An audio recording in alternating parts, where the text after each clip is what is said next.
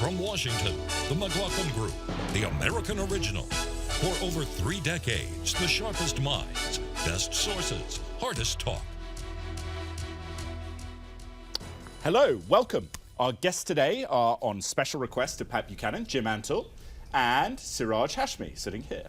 And on that note, we should go to our first issue, which is issue 1, Khashoggi fallout. They're an ally and they're a tremendous purchaser of not only military equipment, but other things. Warning of potential U.S. economic damage. President Trump this week resisted growing congressional pressure to impose sanctions on Saudi Arabia. The calls for action follow assessments that Saudi officers killed Jamal Khashoggi. Mr. Khashoggi went missing at the Saudi consulate in Istanbul, Turkey, earlier this month. But complicating matters for Trump are reports that Turkey possesses an audio recording that shows Khashoggi was brutally tortured and then dismembered. Eleanor, where do we stand now in terms of the U.S.-Saudi relationship? Well, President Trump was complicit in working with the Saudis and coming up with this really bizarre cover story. Fisticuffs in the consulate led to his murder. I guess they just happened to have a bone saw on hand, and they never produced the body, obviously. Right. So I think the president wants to help the Saudis rehabilitate the image of the Crown Prince after this gruesome episode in which the Crown Prince is obviously involved, because nothing happens in Saudi Arabia without his knowledge. Now, what happens next, if this were an ordinary president, they would stall the arms sales. And they might recall the ambassador. We can't do that because we don't have an ambassador to Saudi Arabia. We don't have an ambassador to Turkey either. It would help if we had some people on the ground who could help this administration assess the players over there instead of trusting the president's son-in-law and his finely honed foreign policy instincts to determine that MBS, the Crown Prince, is the real deal. So I don't think much of anything is going to be done unless Congress wants to assert themselves, and they're gone until after the election, so nothing at the moment. Jim, what do you think? Well, there's always been a certain amount of hypocrisy in all of our dealings in the Middle East, and we've ended up having to sort of cozy up to regimes that are as friendly to the United States as is possible. Certainly Saudi Arabia fits the bill for all of the different countries that neoconservatives and liberals and others have called for regime change against, but we've exercised some level of realism about Saudi Arabia, because no matter how bad a government gets in the Middle East, there's always something worse. And in particular with the Trump administration, Saudi Arabia is really key, and close relationships to the House of Saud is really key to the president's strategy for that region. So that, I think, is why counterterrorism and sort of a hostile posture towards Iran, which is an enemy of Saudi Arabia as much as it is of the United States. And I don't think the president is going to be very likely to back down from this, but he's getting a lot of heat from Congress. This is clearly his level of involvement and his denial, the perception that he's denying the obvious, which is what happened, I think is going to cause a bipartisan rebuke. Okay, Clarence, what do you think? Well, the Saudis need a fall guy right now, because somebody has to be blamed for this whole thing. And they appear that they have one, right? It appears they have one. I mean, this is it's so damn phony. I mean, we've got one scenario put out after another as to what really happened. But the big questions I have are: did they really want to kill Khashoggi, or did somebody want to take him into custody and the thing went wrong? There's no real advantage to the Saudis killing him. Now it's created a big mess that has to be cleared up one way or the other. It used to be oil that we really cared about with Saudi Arabia. We've become more oil dependent now. Independent, excuse me, thank you.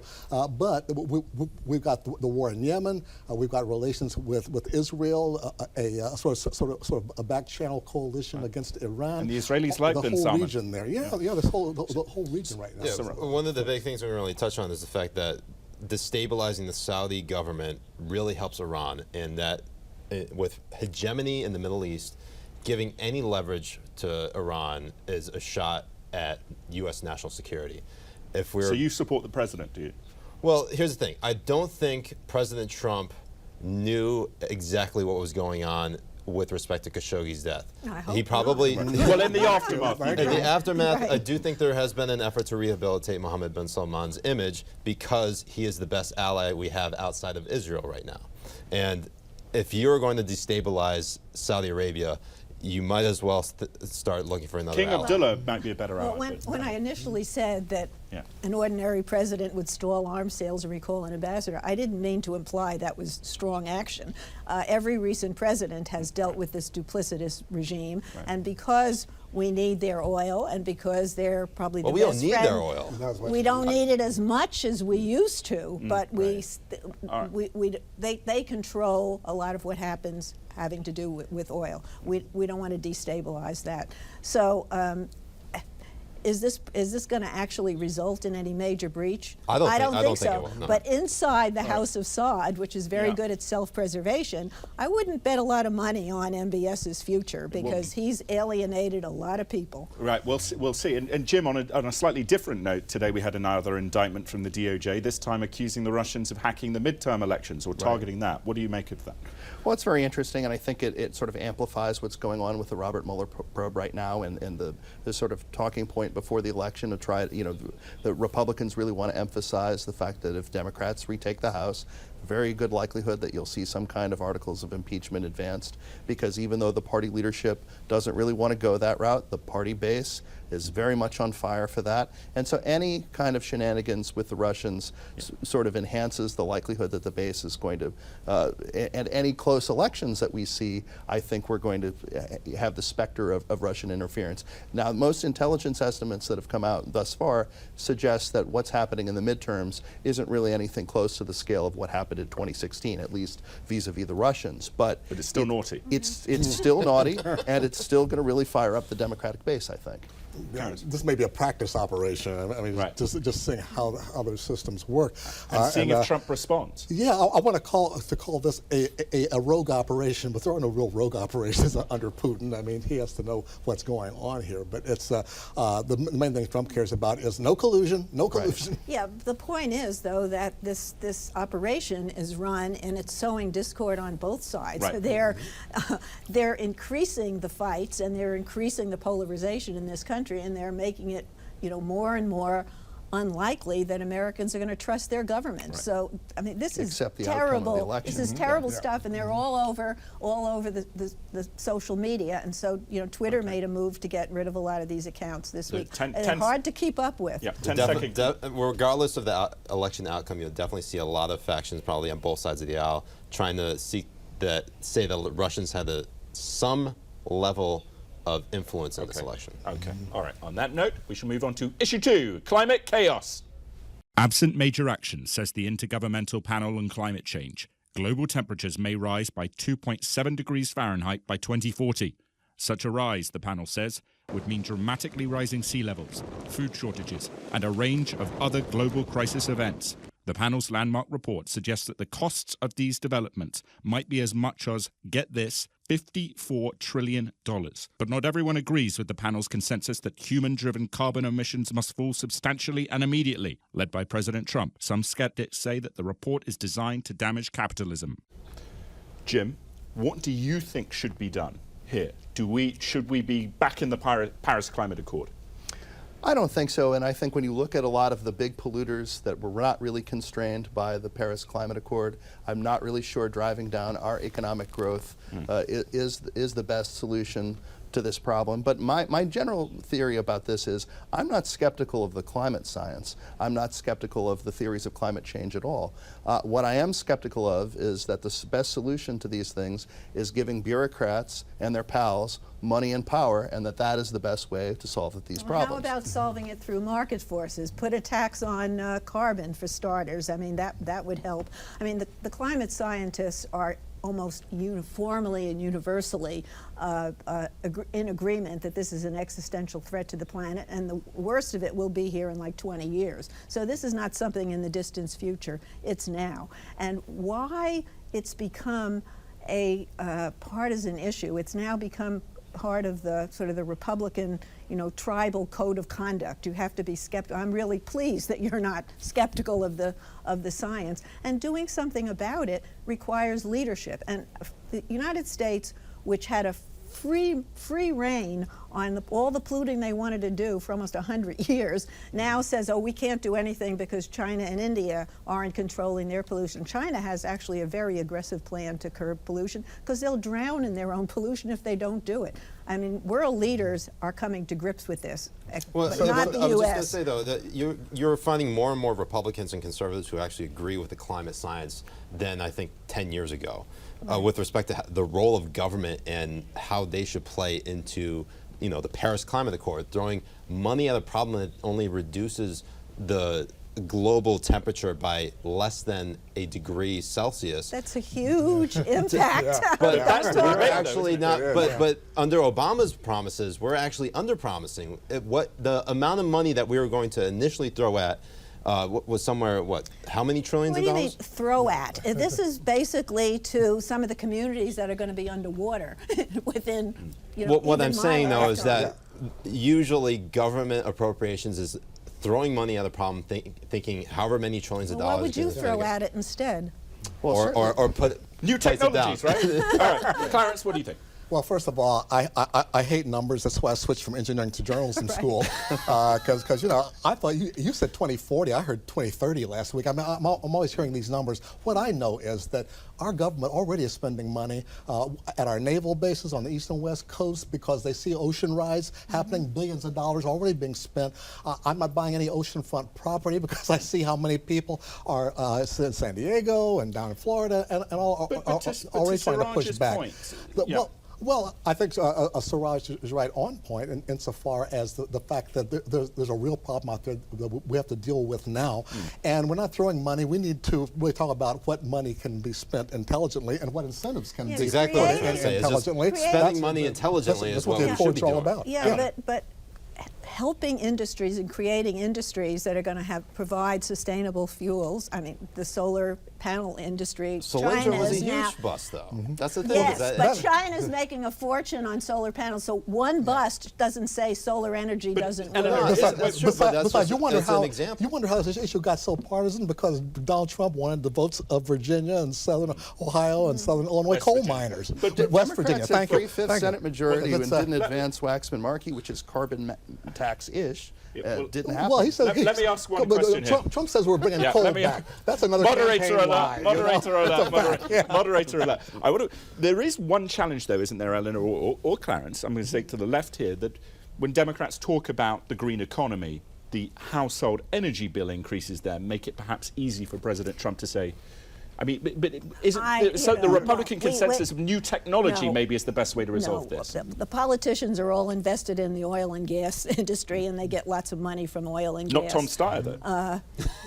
Not Tom Steyer. I didn't refer to him Tom as a Steyer's politician, right? Why? Exactly. He wants to run, isn't he? 2020? And he's still rich, isn't he? You know, I mean, the fact is, we're making a mistake by ignoring the solar panel industry and all. I mean, the problem is, but it has become polarized now. If you're a Democrat, you're for solar, and if you're a Republican, you're for coal. There is a medium in between. But you can't really be for coal and want to attack climate change. But Trump is. Joe Manchin. Well, but yeah.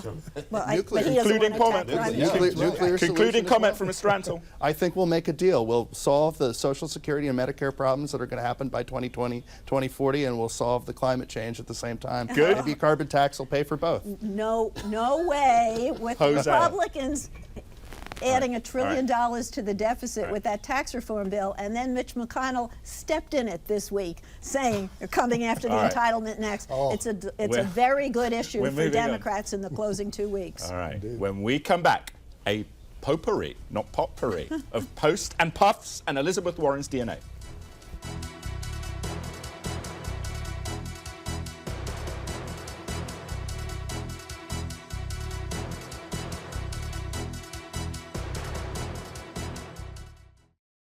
The McLaughlin Group is brought to you in part by Eric.org.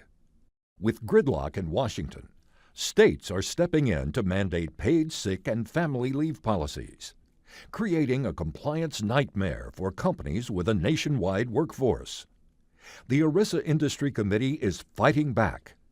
Learn how we can help your company at Eric.org. For more than a century, the Greater Washington Board of Trade has focused on growing our regional economy, We work every day to foster collaboration, build pipelines for skilled workers, embrace innovation, and attract investment. We must think, plan, and act as a region to better leverage our shared assets so we can continue shaping and advancing a vibrant regional economy for the next 100 years.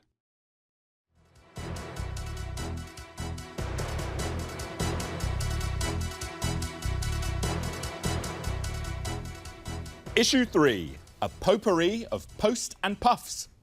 Okay, two international issues relevant to the letter P arose this week. First, Canada legalized the sale of the drug cannabis. That has galvanized the U.S. pro-legalization lobby to push for a similar change in the law here at home. Next up, President Trump announced his withdrawal from the 144-year-old Universal Postal Union Treaty. Mr. Trump says the treaty is unfair and outdated in setting higher fees on U.S. postal providers in their supply of Chinese imports than Chinese postal services must pay to deliver U.S. imports.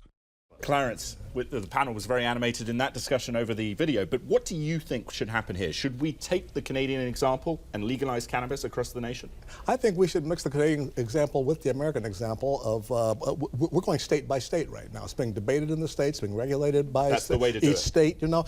I think the conservative side of me, and there is one, says let's not rush into something like this. You know, we got the laboratory of the states already operating, and let's keep it going. Let's encourage it, because I think that ultimately we ought to legalize it nationwide, because enforcement has been so abusive, and so many people have gone to jail unnecessarily around this. Now we have the Laboratory of Canada to see how that operates nationwide. Trudeau, basically, he owns this issue. He had campaigned on it quietly, but his position is regulate and legislate and regulate. So they've legislated, and there's going to be a lot of regulation, and that's much better than having it in the black market. And we've got it here in Colorado and California and Washington. In the district.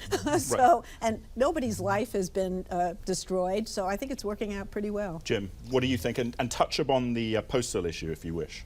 Well, it's definitely the state-by-state approach seems to be what's gaining some political consensus. Even opponents, Republican opponents of what happened in Colorado, are now trying to defend the marijuana industry that has grown up there, no pun intended, you know, in the aftermath of their ballot initiative. So You're I on think fire now. I am on fire. Where there's smoke, there's fire. So, but I think the federal law does remain a huge obstacle to this federalist approach, and the Trump administration, particularly Attorney General Jeff Sessions, the president himself, doesn't seem to care as much about the issue, has really been an impediment, I think, to states pursuing more legalization, more decriminalization, even though that's the way the electorate is turning. President Trump is a big postal guy. I'm not surprised that he's pursuing trade fairness in that area. It takes his two favorite things, it combines them: China and beating Amazon. We don't like Amazon, so go to the post office. I mean, obviously, no pun intended, Trump and Sessions are not high on marijuana right now. Look at this. And the fact that, Trump is right now in pole position to win in 2020, I don't think we would have this conversation about legalizing cannabis, at least until 2024. But yeah, the state-by-state approach, the libertarian in me thinks it should be nationalized, just because the way that we've approached drug enforcement has been horrendous. Criminalization. Did you say Trump is in full position to win in 2020? Pole position. Pole position. Pole position. Sorry, I use a soft P. Well, we'll get on to 2020 in a minute, but one of the challenges here, perhaps, that President Trump could resolve with Attorney General Jeff Sessions is by telling the DEA to reprioritize away, which they're sort of doing already. You don't read about any drug raids, but it still remains on the books, and there are a lot of actually Republicans who've gone into the cannabis industry, and they are not,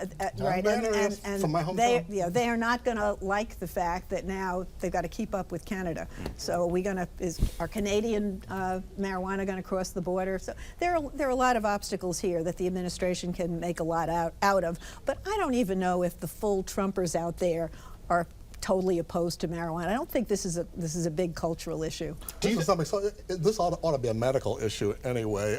Jeff Sessions hasn't learned anything new about marijuana since Nixon passed that war on drugs bill back in, the 72. I mean, he still thinks marijuana leads to heroin. And I mean, this is the kind of thinking that's holding things up. But nationally, federal law should be changed, because right now, doctors can recommend, they cannot prescribe marijuana, because that's a federal regulation writing prescriptions. Well, and in Canada, medical marijuana has been legal since 2001, so they actually have a pretty good history with this. Jim, one of the things with the postal issue and China's selling off some American holdings this week is that the escalation there. I mean, what do you think? How far do you think President Trump is willing to go with this fight with China? Well, President Trump has tried to make China's retaliation to his trade policies its own form of election interference. He knows that they've targeted the farm states. He knows that they've targeted Republican-leaning constituencies. I think across the board, it's very difficult for the president to back down. But you may have something like with the NAFTA replacement. If China is inclined to give President Trump a face-saving way out of this, he would probably take it. But will they? And if they don't, I don't think he's going to totally concede. Interesting. Okay, very good. We shall move on to issue 4, Warren's woe. Senator Elizabeth Warren was ridiculed this week after releasing DNA results to prove that she has Native American ancestry. One problem? The results show Warren's Native American DNA only amounts to between 1/64th and 1/1024th of her total ancestry. This met President Trump's jesting and criticism from Democrats like former Obama advisor Jim Messina, with the November 6th midterm elections approaching. Democrats fear antics like Warren's might jeopardize otherwise optimistic assessments that they may retake at least one chamber of Congress. Siraj, you said President Trump is in pole position for 2020. Has this hurt Elizabeth Warren 2020? Absolutely. I mean, this is probably the most damaging for her, even in the Democratic primary, because people will look at her as someone who is trying to help Democrats win elections in a crucial midterm election. She's looking more like President Obama, who didn't help Democrats win at all when he was in office. So I guess if you want to say she fits into the Obama mold, that's probably perfect. Yeah, so I would say that's right. If she fits into the Obama mold, that's perfect. Obama and what he did in his 8 years to not grow the party has nothing to do with what Elizabeth Warren just did. Her timing is terrible, but she is trying to set aside this Pocahontas slur that he's been using. Unfortunately, she gave him something to attack her with, because she didn't get any validators from the Native Americans. She should have had some Cherokees, yeah, the Cherokee Nation welcoming her for being proud. But they rejected her. Yeah, but she's not enrolling in the Cherokee Nation. She's not walking around in Cherokee clothes. I mean, I think that was really overstated as well. Simply said but the DNA test it has nothing to do with how she's going to be regarded in the Democratic primary. Is she the front runner in your mind? She's one of the primary candidates, and I don't see other Democrats making fun of her and calling her Pocahontas. President Page, what do you think?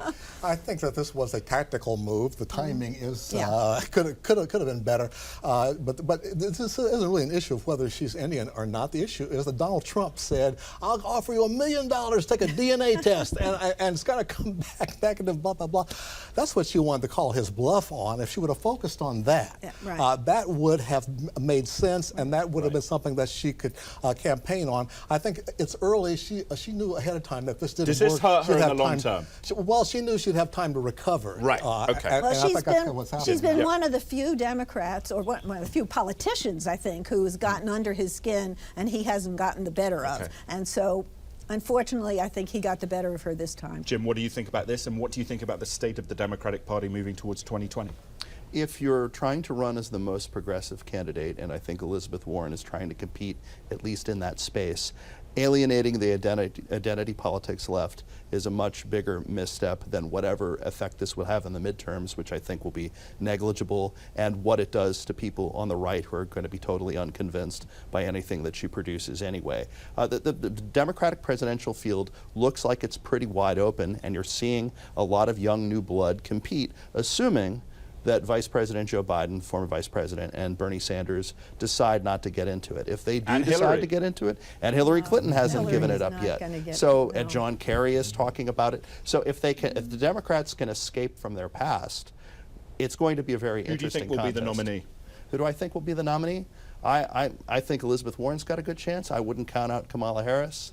I wouldn't count out people Michael who have Avenatti. barely been mentioned. Governor of Virginia, Yeah. no way. Governor of Virginia, Terry McAuliffe, Sherrod Brown, who's going to be senator, re-elected the Senate in Ohio. There are a lot of good people out there who Americans haven't heard a whole lot from yet.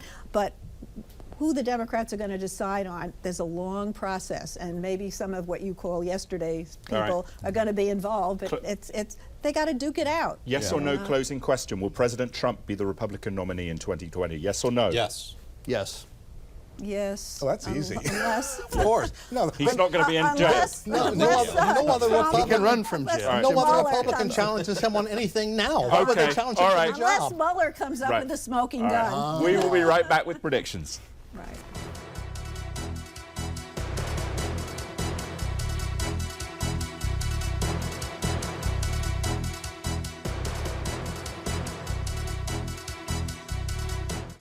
The McLaughlin Group is brought to you in part by Eric.org. Is your company trying to provide health and retirement benefits to workers across the country? The ERISA Industry Committee beats back taxes, mandates, and compliance burdens that make it harder for companies to provide employee benefits. Learn how Eric supports large employers at Eric.org.